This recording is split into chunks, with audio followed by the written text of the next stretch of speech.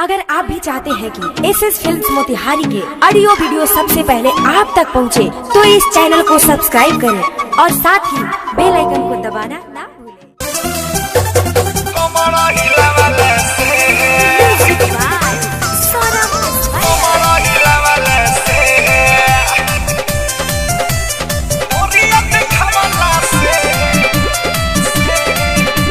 music by Shubham Punjabi संत जाई कोनो पटक जाई ऐसे देखैबो जो मन धक्का लटक जाई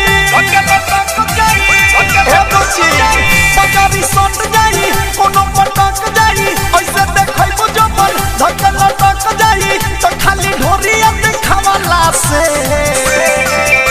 हे लहिका के मन पनिया वाला से चली न काम कमर हिलावाला से तो खाली सुनो दूर से देखावाला से चली न काम कमर हिलावाला से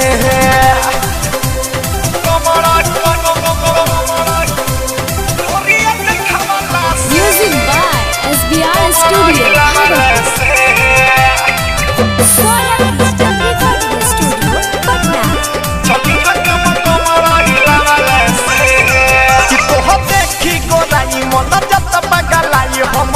जात बानी तरह सके चलो लौटी के आरा हमर हो खता करा लीला जई हो तू एक बीता हो सके हो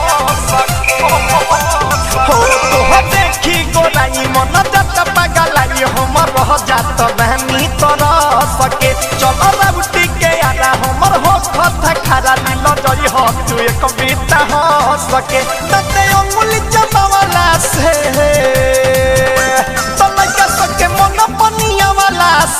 चली न काम कमर हिलावाला से चिकन ढोरिया देखावाला से चली न काम कमर हिलावाला से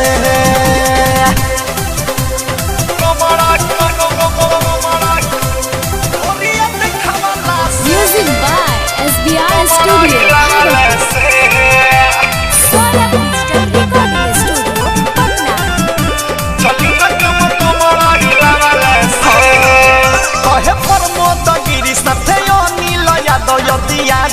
रतन रतने सहो आयु सौरभ गौरव साथे सुनी लगिरी रे सकदी बिहारी बीरगे सहो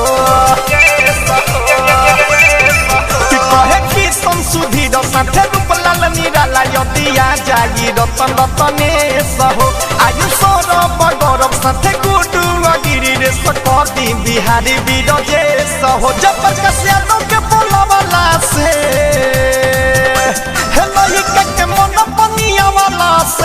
चली न काम कमर हिलावाला से चिकन ढोरिया देखावाला से चली न काम कमर हिलावाला से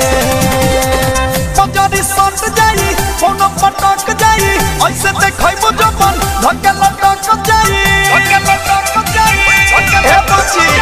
पंजाबी संत जाई कोनो पटक जाई ऐसे देखैबो जो मन धक्का लटक जाई तो खाली ढोरिया देखावाला से